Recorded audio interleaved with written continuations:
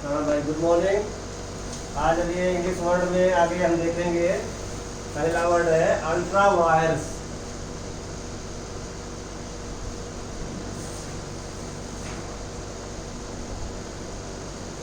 20 minute से छोटा ही रखना, ब्लड हो जाता है तो घर की शिकायत करते हैं। अल्ट्रा वायर्स, अल्ट्रा वायर्स को हिंदी में कहेंगे अधिकारातीत।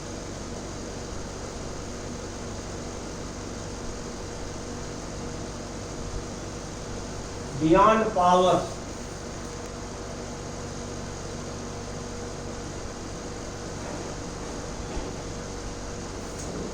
बियॉन्ड द लॉ,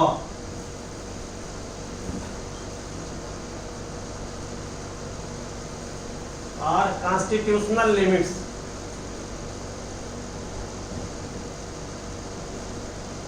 कॉन्स्टिट्यूशनल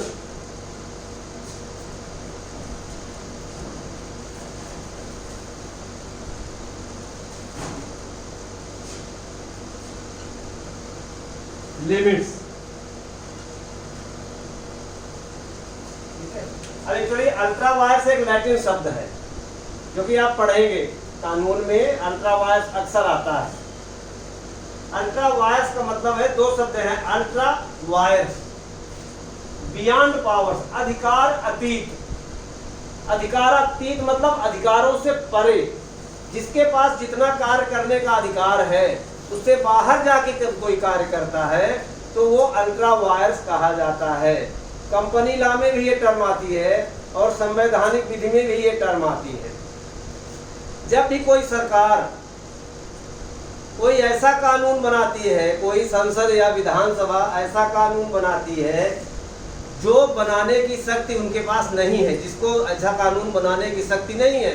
मान लो कोई कानून फंडामेंटल राइट्स पर चोट कर रहा है, या कोई कानून किसी संवैधानिक प्रावधान का उल्लंघन है, या जिन विषयों पर राज्य की विधानसभा को कानून बनाने की शक्ति नहीं है, या जिन विषयों पर केंद्र की सरकार को कानून बनाने की शक्ति नहीं है, ऐसे मामलों पर किसी प्रकार का कोई कानून जब बनाया जाता है तो ऐसे कानून को सुप्रीम कोर्ट और हाई कोर्ट ऐसे कानून को नल एंड वाइड घोषित कर सकते हैं, शून्य और अकृत घोषित कर सकते हैं, अल्ट्रा वायर्स कर सकते हैं। इसी प्रकार कंपनी लॉ में जो कंपनी के उद्देश्य होते हैं, कंपनी केवल उन्हीं उद्देश्यों के लिए कंपनी के धन का खर्च कर सकती है।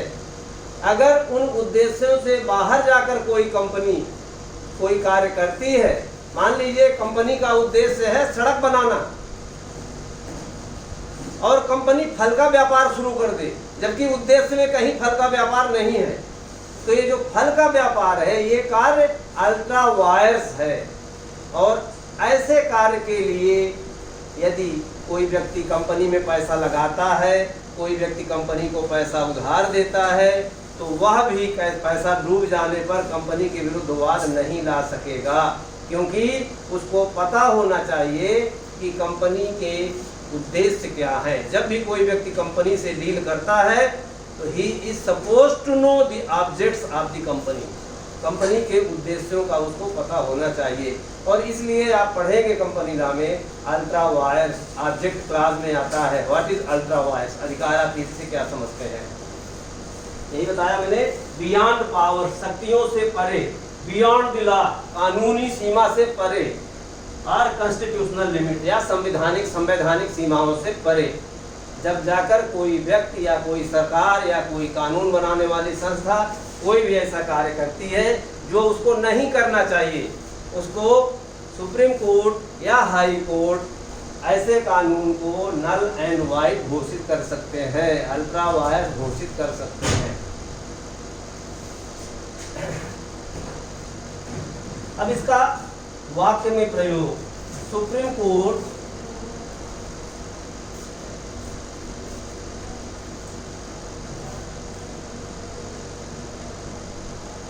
Can declare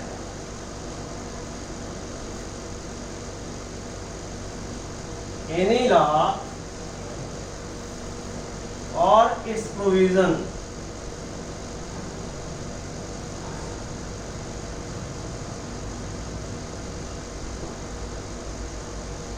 ultra wires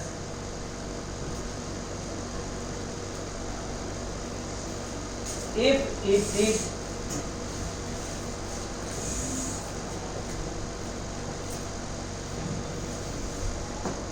against constitutional limits.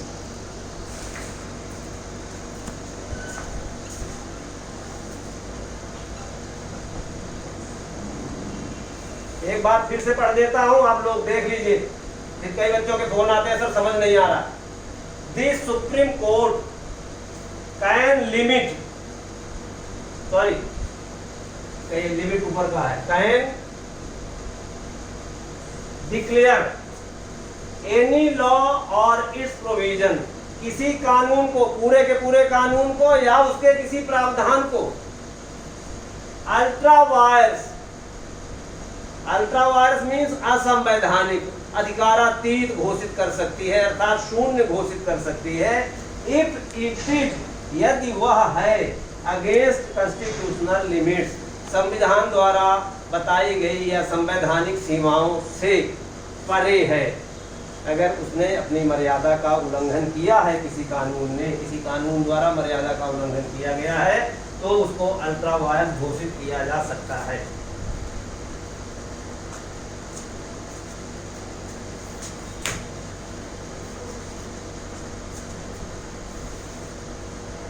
दूसरा वाक्य बना सकते हैं, ए लॉ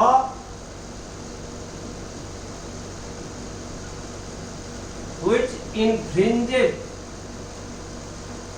इन्फ्रिंजेड मीन्स उल्लंघन करता है, वायलेट करता है, व्हिच इन्फ्रिंजेड फंडामेंटल राइट्स, जो फंडामेंटल राइट्स का उल्लंघन करता है, can be declared ultra vires. संविधान में अनुच्छेद 13 है, अनुच्छेद 14 से फंडामेंटल राइट शुरू होते हैं। अनुच्छेद 13 में ये बताया गया है कि कोई भी कानून या कानून की धारा अगर इस भाग के प्रावधानों से इनकंसिस्टेंट है, अर्थात विरोधाभास रखती है, तो वह उस सीमा तक शून्य होगी। तो किसी भी कानून को यदि वह फंडामेंटल राइट्स को उल्लंघन करती है, फंडामेंटल राइट्स को चोट पहुंचाती है, तो ऐसे कानून को अनुच्छेद 13 के द्वारा दिए गए शक्ति के तहत सुप्रीम कोर्ट या हाई कोर्ट अल्ट्रा वायर्स घोषित कर सकते हैं, नल एंड वाइड डिक्लेयर कर सकते हैं।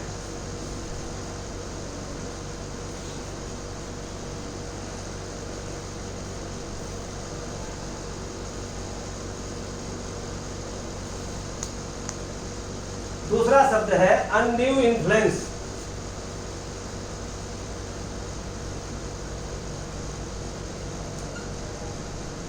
अनड्यू इन्फ्लुएंस आपने कॉन्ट्रैक्ट में पढ़ा था, मैंने पढ़ाया है, अनुचित प्रभाव।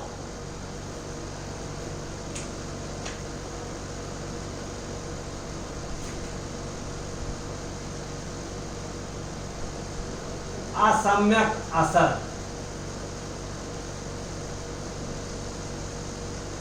असर या प्रभाव। असम्यक, असम्यक मीन्स जो सम्यक नहीं है, उचित नहीं है, अनुचित है, अनुचित प्रभाव, इसको कहते हैं undue influence.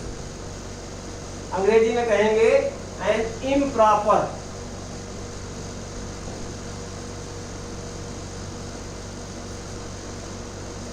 Use,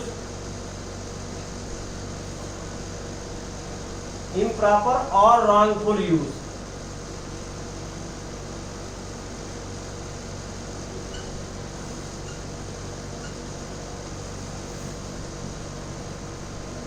of influence.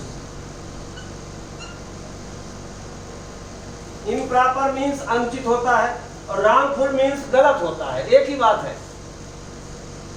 कोई भी गलत प्रभाव का इस्तेमाल, देखिए बहुत सारे व्यक्तियों का बहुत सारे लोगों पर प्रभाव होता है।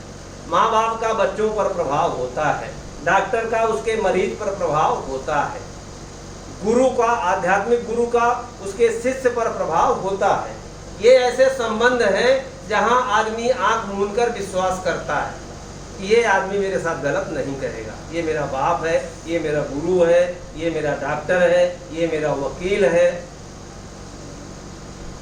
ऐसे लोगों पर विश्वास किया जाता है, ठीक है ना। अब ऐसा व्यक्ति उस प्रभाव का जब गलत इस्तेमाल करता है, ऐसा इस्तेमाल जो नीतिगत रूप से उसे नहीं करना चाहिए, उसका गलत फायदा नहीं उठाना चाहिए, तो ऐसे प्रभाव का इस्तेमाल करके वह उससे कोई फायदा उठाने की कोशिश करता है, तब उसको कहते हैं अनड्यू इन्फ्लुएंस। अनड्यू, जो ड्यू नहीं है, अर्थात जो उचित नहीं है, ऐसा इन्फ्लुएंस। अब धारा 16 में मैंने आप लोगों को पढ़ाया था, धारा 16 कॉन्ट्रैक्ट एक्ट की अनड्यू इन्फ्लुएंस की परिभाषा बताती है। आप वाक्य में यही लिख सकते हैं, section 16 of contract act 1872 defines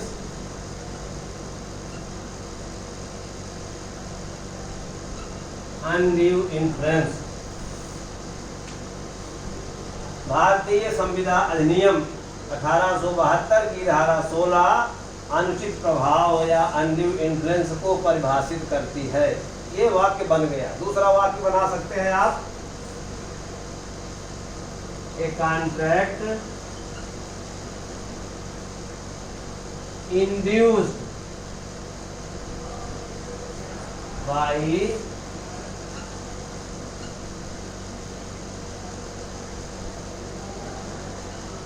undue influence is voidable contract।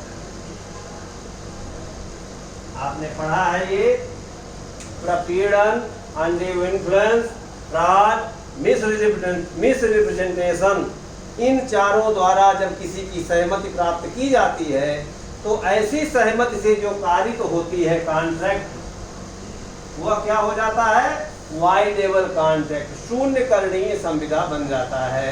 अर्थात उस व्यक्ति की ऑप्शन पर वाइडेबल कॉन्ट्रैक्ट की परिभाषा यही है।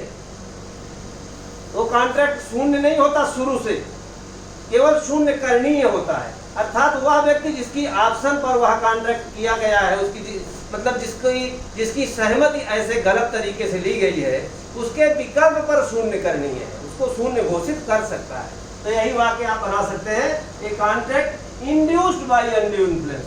इंड्यूस्ड का मतलब है प्रेरित किया हुआ, कारित किया हुआ। अगर अनड्यू इन्फ्लुएंस नहीं होता तो हो सकता है वो सहमति नहीं देता। उसने सहमति दिया इसलिए क्योंकि उसके ऊपर अनुचित प्रभाव का इस्तेमाल हुआ, उसके ऊपर कोएर्सन या प्रपीड़न का इस्तेमाल हुआ, उसके ऊपर कपट का इस्तेमाल हुआ। तो जब ऐसे तत्वों से कोई व्यक्ति संविदा करता है तो फिर कॉन्ट्रैक्ट वाइडेबल हो जाता है।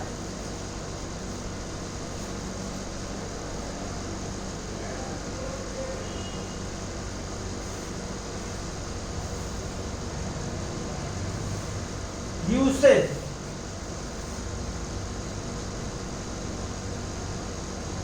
यूसेज होती है प्रथा, हैबिचुअल यूज।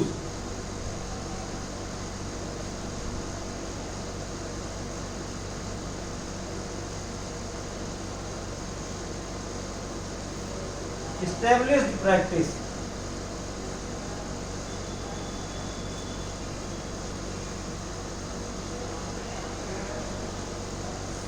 जो बहुत दिनों तक कोई काम करता रहता है। जिस तरीके से कोई काम अक्सर किया जा रहा है समाज में, धीरे धीरे धीरे धीरे धीरे धीरे एक आदमी दूसरे को देखता है, दूसरा आदमी उसको देखता है, ऐसे देख देख के जब अनुकरणीय आचरण हो जाते हैं, बहुत सारे लोग उसी प्रकार से कोई काम करने लगते हैं, तो उस काम को करने की एक यूसेज हो जाती है, परंपरा हो जाती है, और यूसेज से ही फिर कस्टम बनता है, रूढ़ी बनती है। ठीक है ना। कस्टम और यूसेज कई बार आपको कानून में साथ साथ लिखा मिलेगा, कस्टम एंड यूसेज। जैसे आप हिंदू लॉ में पढ़े होंगे, नहीं पढ़े होंगे तो पढ़ लीजिएगा। हिंदू मैरिज एक्ट 1955 की धारा 5 में ये बताया गया है कि प्रोहिबिटेड डिग्री ऑफ रिलेशनशिप में जो स्पाउस है वो नहीं होना चाहिए। अर्थात अगर ए लड़का है और बी लड़की है तो इनके बीच में प्रतिसिद्ध संबंधों की जो श्रेणी होती है उस श्रेणी तक वो ब्याह वर्जित है। नहीं होना चाहिए। लेकिन उसमें आगे लिखा है सिवाय उन परिस्थितियों के जहां पर यूसेज और कस्टम उनको अलाउ कर रहे हैं। अर्थात अगर उनकी प्रथाओं में प्रतिसिद्ध संबंध में ब्याह नहीं वर्जित है तो फिर वो ब्याह हो सकता है या यूसेज और कस्टम में होता है। जैसे नॉर्थ इंडिया में मामा अपनी भांजी से ब्याह नहीं कर सकता, यह प्रतिसिद्ध संबंध है, प्रोहिबिटेड डिग्री ऑफ रिलेशनशिप है। लेकिन यही मामा और भांजी आंध्र प्रदेश में ब्याह कर सकते हैं। आंध्र प्रदेश में बताते हैं कि मामा का अपनी बहन की बेटी से ब्याह करने का पहला हक है। यद्यपि वो प्रोहिबिटेड डिग्री ऑफ रिलेशनशिप है, लेकिन वहां पर प्रथा है, वहां पर यूसेज है। तो धारा 5 में ये बात एक अपवाद के स्वरूप में आती है कि यदि कस्टम और यूसेज में हो तब ऐसे हो सकता है, अदरवाइज ऐसे नहीं हो सकता। इसी प्रकार व्यापारों की अपनी अलग अलग, कोयला के ट्रेड में एक अलग यूसेज होगी, फलों के व्यापार में एक अलग यूसेज होगी, शेयर के बाजार में एक अलग यूसेज होगी। तो यूसेज मतलब जैसा कि अक्सर होता रहा है, हैबिचुअल यूज, एस्टैब्लिश्ड प्रैक्टिस, ऐसी प्रैक्टिस, ऐसा व्यवहार जो अक्सर होता है उसको यूसेज या प्रथा कहते हैं। प्रथा से ही फिर रूढ़ी बनती है। लोग कहते हैं हमारे साथ प्रथा ऐसे चल रही है, ठीक है। तो प्रथागत जो नियम होते हैं उनको कहते हैं यूसेज। यूसेज, अब इसका वाक्य बनाएंगे, usage and customs have their binding force.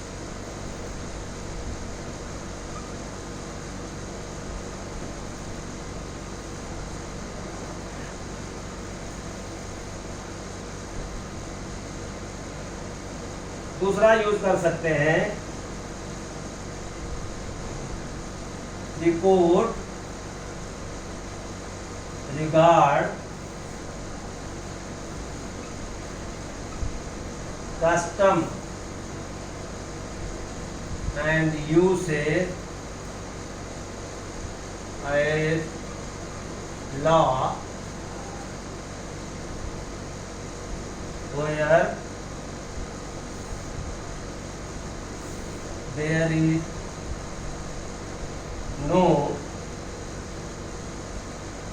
other legal provision। जहां पर अन्य कोई विधिक प्रावधान नहीं होता वहां पर कस्टम और यूसेज को भी न्यायालय रूढ़ी और प्रथाओं को भी कानून के बराबर मान लेते हैं।